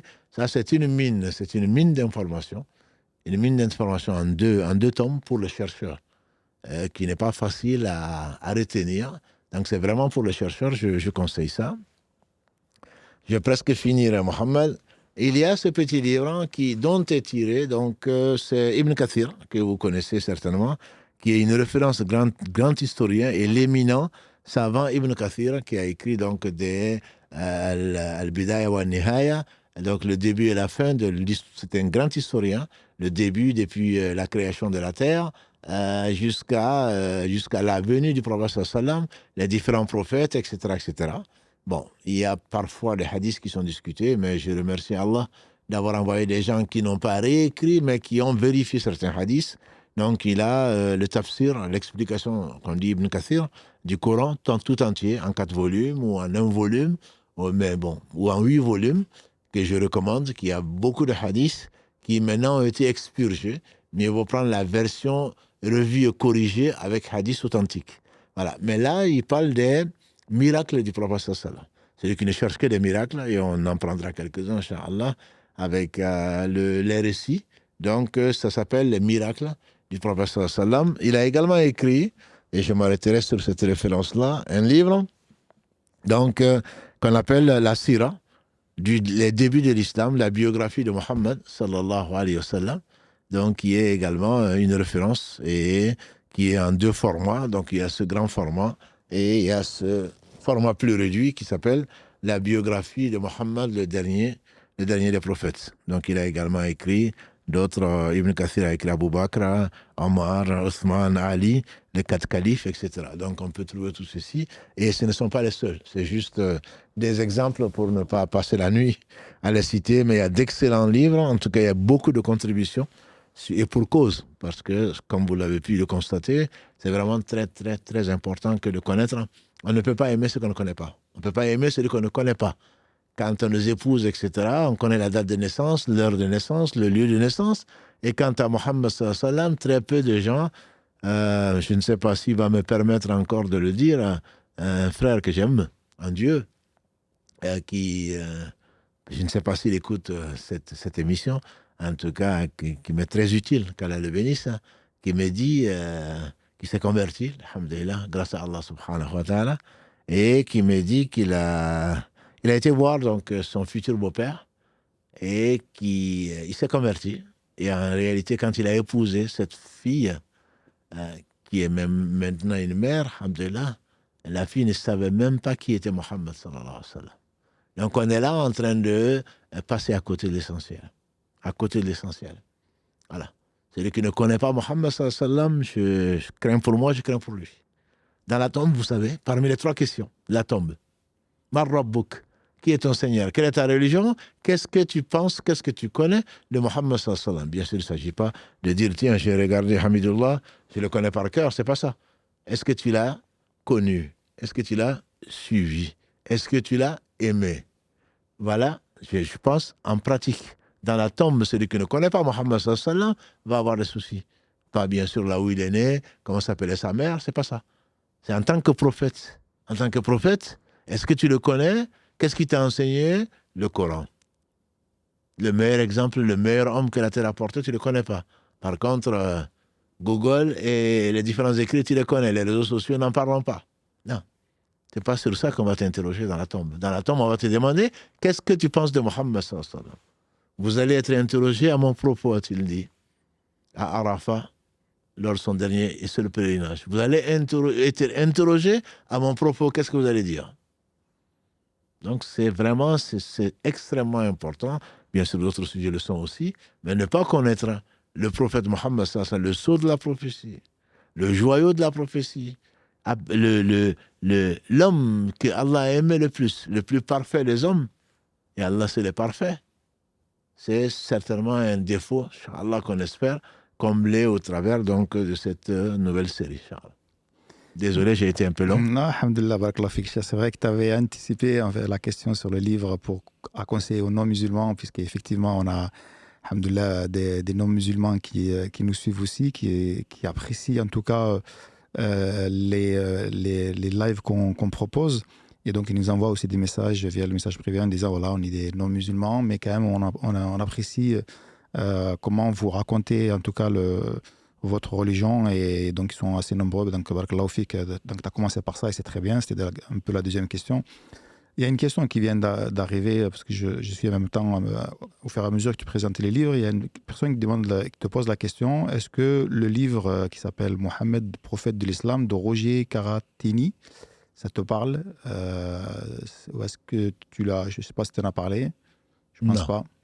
Non, mais il y en a bien d'autres. Hein. J'ai rien qu'à regarder dans cette belle salle de savoir et culture, il y a au moins une dizaine, voire plus de livres. Non, celui-là, je n'en ai pas parlé. Non. Celui-là, je n'en ai pas parlé. Une autre question qui t'est arrivée aussi pendant que tu présentais le livre, est-ce que le fait de dire Mahomet, ça pose problème religieusement? C'est une question qui a été débattue par les savants. Allah l'a appelé Mohammed, sallallahu alayhi wa sallam. C'est comme si on dirait en hébreu, et si on l'appelait, pourquoi vous l'appelez Moïse, il ne s'appelait pas comme ça Moïse en hébreu. Ou Jésus, il ne s'appelait pas Jésus en hébreu non plus. Donc, une adaptation dans une langue, en Afrique francophone, ce sont les Mamadou. Voilà, donc il ne faut pas non plus penser qu'on est en train de dénigrer la personne. Si derrière, il n'y a pas il y a cet esprit de vénération, cet esprit d'amour, cet esprit de respect. Par contre, Mahomet est effectivement le prénom Mahomet a été étudié par des Occidentaux, généralement, qui sont défavorables, pour ne pas dire qu'ils sont ennemis de l'islam. Donc, si c'est dans cet esprit-là, mieux vaut éviter de l'appeler Mahomet. Mais ce n'est pas parce que, là, on a vu, quand Lamartine parle de Mahomet, il parle d'un homme, il dit qu'aucun homme n'a été aussi grand. Voilà, donc c'est pas parce... je pense qu'il ne faut pas se formaliser. faut pas se formaliser. Dans certaines langues, comme la langue turque par exemple, c'est bien plus proche de Mahomet, mais ça ne veut pas dire qu'on respecte pas la personne. Par contre, le plus important, c'est ce qu'il y a derrière. Quand on appelle quelqu'un comme Mohammed, ou comme on l'a appelé, le prophète sallam, quand on a déformé son nom, il a dit, Mohammed, je pense, ils l'ont appelé, il a dit, vous ne voyez pas comment Allah détourne leur sarcasserie et leur insulte de moi. Ils sont en train d'insulter Mohammed. Et c'est pas moi. Moi, je suis Mohammed. Donc, ceux qui insultent Mahomet, c'est pas Mohammed, sallallahu alayhi wa sallam. Mais c'est pas non plus quelqu'un qui dit le prophète Mahomet. Une fois qu'il dit prophète, je veux dire, déjà, ça enlève, entre guillemets, cette connotation négative. Donc, je pense qu'il ne faut pas être extrémiste. Quand on entend Mahomet, il faut savoir que... Non, il ne s'appelle pas Mahomet, il s'appelle Mohammed. Mais toi, tu ne sais pas qui il est. Alors que celui qui en parle, peut-être, c'est bien plus.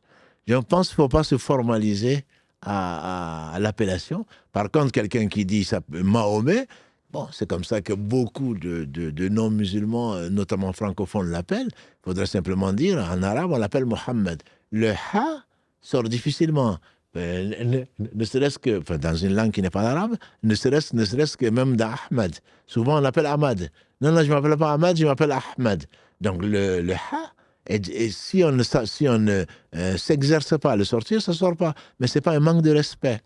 Et il faut faire attention. Il ne faut pas jeter le bébé, encore une fois, avec l'eau du bain. Moi, je serais très circonspect et je différencierais les gens qui se moquent.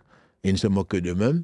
Et les gens qui ont appris, qui s'appelaient comme ça, et si il appelle Mahomet, mais il les considère comme un prophète, je ne serais pas fâché. Voilà, Klofik, en tout cas, pour la précision. Et c'est vrai que là, tu as parlé aussi de l'importance de connaître le prophète sallallahu alayhi wa sallam, et qu'aujourd'hui, on a plus de personnes qui connaissent des sportifs ou des chanteurs ou même des influenceurs sur les réseaux sociaux. Il y a une vidéo qui circule notamment sur les réseaux sociaux que je pense beaucoup ont dû voir. Il me semble qu'il y a une étude qui a été faite sur la personnalité la plus connue dans l'histoire. Et en fait, on est très loin de ces personnalités-là connues, notamment soit dans la musique, soit dans le cinéma ou autre. Le prophète sallallahu alayhi wa sallam arrive en premier. C'est la personne, la célébrité la plus connue des gens. Des gens, je dirais des gens qui cherchent. Le prophète sallam, on le verra, Inch'Allah, était respecté. Était respecté, et même par ses ennemis. Parce que c'était quelqu'un qui forçait le respect au travers de son comportement. Donc insulter ou se moquer de quelqu'un qu'on ne connaît pas, si ça prouve une chose, ça prouve la sottise, l'ignorance des gens. Voilà. Donc c'est pas parce qu'on n'aime pas quelqu'un, parce qu'on ne partage pas la même conviction, mais au moins on doit respecter quelqu'un qui est la référence de millions, voire de milliards de personnes. Et ce n'est pas du tout signe d'intelligence que de se moquer, je veux dire, des références des uns et des autres. Et par conséquent, que ce soit la personnalité la plus connue, cela ne m'étonne pas. Je vous dis, Lamartine et Victor Hugo, bien sûr, on ne va pas changer le nom de la rue, parce qu'ils ont bien écrit sur Mohammed, sallallahu alayhi wa sallam. Mais beaucoup de gens ne savent pas. Quand on dit Victor Hugo, ils vont dire c'est très bien. Quand on va dire Lamartine, ah oui, j'aime bien Alphonse.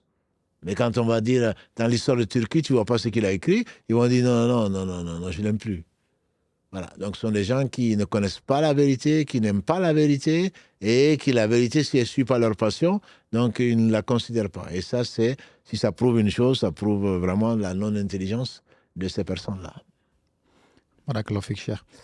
Tu as parlé aussi dans l'introduction sur les 23 ans de révélation que le prophète sallam a reçu, et tu as dit qu'à chaque fois qu'il y avait une révélation, c'était extrêmement difficile au point qu'il en transpirait alors qu'il faisait froid, ou que la chamelle ne supportait pas le poids de la révélation.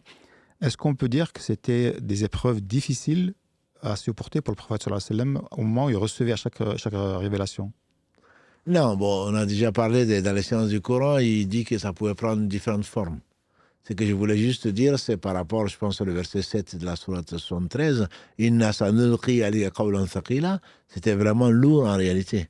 Mais il dit parfois, ça lui était difficile aussi. C'était comme des tintements de bourdonnement d'abeilles. Et il dit que c'est très très dur à supporter. Ou des tintements de cloche, ça pouvait arriver. Après, quand ça s'arrêtait, Allah le mettait dans sa mémoire et il n'oubliait plus. Il appelait les scribes, puisqu'il ne savait ni lire ni écrire, on a dit, verset 48 de la sourate 29. Il appelait des jeunes, quelques jeunes qui savaient écrire, et il avait 4 en particulier qui étaient connus dans l'histoire et qui inscrivaient donc ce qui venait d'être révélé. Et on sait que chaque Ramadan, l'ange Gabriel venait lui faire réviser donc, ce qui avait été révélé auparavant. Donc ce n'était pas la seule forme. C'était juste pour exemplariser, entre guillemets, le fait que c'était pas, on se dit, mais il avait de la chance, comme s'il faisait un rêve. Bon, le rêve pieux, effectivement, ça des rêves, il en faisait. Mais ce n'était pas, le Coran n'a pas été révélé comme ça. Le Coran a été révélé, on a déjà défini, c'est en langue arabe, par l'intermédiaire de l'ange Gabriel, voilà, donc qui est relié dans 2 formes. D'ailleurs, un livre dont je n'ai pas parlé, bien sûr, c'est le Coran. Quand j'en ai parlé à la fin, le Coran, c'est le livre de référence de la sira du prophète sallallahu. Allah parle souvent du prophète sallallahu, alors qu'il n'a aucun mot, il n'a aucune lettre qui fait partie du Coran. Mais Allah lui parle, Allah le primande même parfois, Allah l'encourage, Allah le console, et Allah parle des différentes étapes, ou en tout cas de beaucoup d'étapes qu'il a pu subir, beaucoup d'épreuves qu'il a pu subir, et il lui rappelle surtout en disant que ce n'est rien par rapport à ce que d'autres ont subi, donc pour parfaire son éducation, et qu'Allah subhanahu wa ta'ala le récompense pour tout ce qu'il a subi pour nous, pour sa communauté, et le récompense par le meilleur. Amin. Dernière question peut-être parce qu'il commence à se faire tard. C'est une question qu'on a déjà posée dans un live précédent, je ne sais plus sur quel sujet, mais peut-être ce serait bon de rappeler, puisqu'on va en parler après sur plusieurs épisodes, la différence entre un messager et un prophète. Là, on verra, Inch'Allah, effectivement, quand il aura eu 40 ans, la différence. Les savants disent, enfin, il y a divergence souvent à cause de l'intelligence des uns et des autres. Un prophète, c'est celui qui a reçu une révélation. Un messager, la définition la plus classique, c'est quelqu'un qui a reçu une révélation, qui a eu l'ordre de la transmettre. Bon, ça c'est la définition la plus acceptée, entre guillemets, la plus simple. Après, bon, il y a des exceptions, il y a des détails. Et dans le cas du prophète sallallahu, on dit qu'il a été prophète quand Allah lui a révélé les 5 premiers versets de la sourate 96. Quand il a dit, subhanahu wa ta'ala, Iqra, bismi rabbika alladhi khalaq, خلق الإنسان من علق اقرأ وربك الأكرم الذي علم بالقلم علم الإنسان ما لم يعلم. Ensuite il est parti. Voilà. Donc ça, Allah lui dit de lire. Donc au nom de son Seigneur qui a créé, il n'a pas dit de transmettre. Donc après la deuxième révélation, d'après certains savants, d'autres disent la troisième. La deuxième révélation fut les versets de la sourate 73 ou 74. Quand il a reçu cette révélation, donc il a pris peur, il est parti demander refuge auprès d'Allah, et il s'est réfugié auprès de son épouse, Zamiluni, Zamiluni, couvrez-moi, couvrez-moi, et c'est là où Allah lui aurait révélé, je te dis c'est la deuxième dans l'ordre chronologique, ou la troisième, Ya ayyuhal muddathir, kum fa'anzir. Ô toi qui es recouvert, lève-toi et avertis. Donc là, il a reçu, on dit qu'il est devenu messager au travers de l'ordre de transmettre.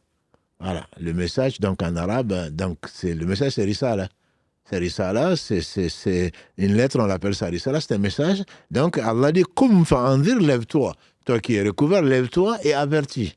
Donc on dit, avec ça, il est devenu messager. Alors qu'en recevant Iqra bismi rabbika alladhi khalaq, il a reçu une révélation, mais sans recevoir l'ordre de transmettre. Voilà, donc c'est la différence classique, je dirais. Il y en a d'autres, mais bon, on ne va pas rentrer, Inch'Allah, dans les détails. Au besoin, on peut rentrer dans le détail, mais surtout pas à 23h30. Ouais. Donc les gens sont peut-être fatigués et ce n'est pas non plus le sujet, quoi. Alhamdulillah, barakallahu fik, cher, en tout cas pour ces précisions. Et effectivement, comme on disait, il commence à être tard. On va s'arrêter là, Inch'Allah. On aura rendez-vous donc pour la semaine prochaine pour la suite. Et alhamdulillah, vu comment l'introduction a été plaisante, il nous tarde en tout cas de découvrir la suite. Et juste pour répondre, il y a eu pas mal de questions une fois que tu as présenté les livres pour qu'on soit on les épingle dans les commentaires, soit on les écrive. Sachez que vous pouvez revoir le replay à partir de demain sur YouTube et donc vous aurez l'occasion de revoir tous les livres qui ont été mentionnés par Cheikh. Et peut-être qu'on verra si on ne peut pas en faire un post avec tous les livres, pourquoi pas aussi, ça peut être Inch'Allah, intéressant. c'est une très bonne d'ailleurs, puisqu'en découvrant, en levant les livres, il y a un livre qui est très conseillé, qui est concis, qui s'appelle Ainsi était Muhammad, le messager d'Allah, que je conseille, par l'imam donc Abu Isa at-Tirmidhi, avec le commentaire du cheikh donc connu, contemporain, Abzurraq al-Badr. Donc j'aimerais bien que Karim le montre, parce que s'il y a un concis, bien sûr avec quelques leçons, et il est conseillé, donc ce livre est conseillé, il est bien traduit, comme souvent les livres je pense que c'est de l'édition Taouba, donc que je recommande, et voilà. C'est celui-là également, j'avais oublié de le présenter. Il y a bien d'autres, on n'aurait pas fini, je pense, de faire. Et enfin, donc, un autre livre, j'espère que Karim ou quelqu'un d'autre va l'épingler, comme tu dis, en 3 volumes. En tout cas, c'est le 3e que j'ai ici, la vie du prophète Mohammed sallallahu alayhi wa sallam dans la collection des messagers, donc, Ulul Azm, des plus résolus. Donc, présentation des faits et analyse des événements, leçons et enseignements. Donc là, c'est le tome 3 que j'ai ici, du docteur Ali Mohammed Al-Salabi. Voilà, c'est le dernier, Inch'Allah, que je vais présenter, tout ça pour ne pas être là, pour essayer d'être le plus complet possible. Et qu'Allah bénisse, alhamdulillah, toutes les personnes qui travaillent pour lui avec la sincérité et la rigueur scientifique, donc qui cherchent par là à éclairer donc, nos lanternes, et qu'Allah subhanahu wa ta'ala les bénisse tous. Amin, Inch'Allah. On essaiera peut-être de faire un petit post. Je prendrai en photo et le mettre peut-être un story aussi, comme ça les gens les auront et ils pourront les retrouver plus facilement, Inch'Allah. Béchir, je te propose de nous arrêter ici, de clôturer donc cet premier épisode et puis on se retrouvera la semaine prochaine, Inch'Allah. Inch'Allah, alhamdulillah, qui nous a ramenés là. Et comme qu'on le dise, verset 43 de la Sourate 7, qu'on le dira, Inch'Allah, en rentrant au paradis. Alhamdulillah, alladhi hadana li hada, wa ma kunna linahtadiya lawla an hadana Allah. Et donc, Allah bénisse Mohammed, par qui Allah nous a ouvert les yeux, nous a fait sortir des ténèbres vers la lumière, de l'injustice des religions vers la justice d'Allah subhanahu wa ta'ala, et l'étroitesse de ce bas monde vers donc, la largeur, la largesse de l'au-delà. Et c'est ce qui était son objectif et sa mission. Nous attestons qu'il a fait parvenir son message.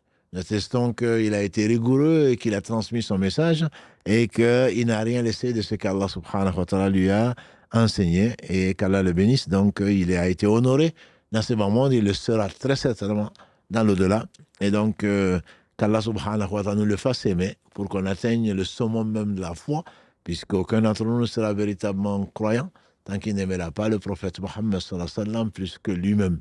Donc ne parlons pas, même plus que ses pères et mères, plus que ses enfants. Qu'Allah bénisse les gens qui ont mis leurs traces, qui l'ont accompagné, qu'Allah a choisi, qui sont les compagnons, qui sont les meilleurs hommes après les prophètes, alayhi salatu wassalam, ainsi que donc, qui sont les héritiers également, les savants qui sont les héritiers, si effectivement ils ont suivi ce droit chemin-là, qu'Allah nous compte parmi eux, et qu'Allah bénisse donc la grande famille de la mosquée et les autres, et qu'Allah vous aime, et qu'Allah subhanahu wa ta'ala nous fasse profiter de notre séjour dans ce bas monde, nous fasse donc aimer donc, ce prophète sallallahu alayhi wa sallam. Et je vous dis à lundi, Inch'Allah, pour l'islam au quotidien, et entre-temps, donc programmez déjà le quiz sur la réparation, la 4e, je pense, dernière partie, sur la réparation de la prière. On se retrouvera, Inch'Allah, donc le lundi à 22h. سبحانك اللهم وبحمدك أشهد أن لا إله إلا أنت أستغفرك وأتوب إليك سبحان ربك رب العزة أما يصفون والسلام على المرسلين والحمد لله رب العالمين والسلام عليكم ورحمة الله وبركاته.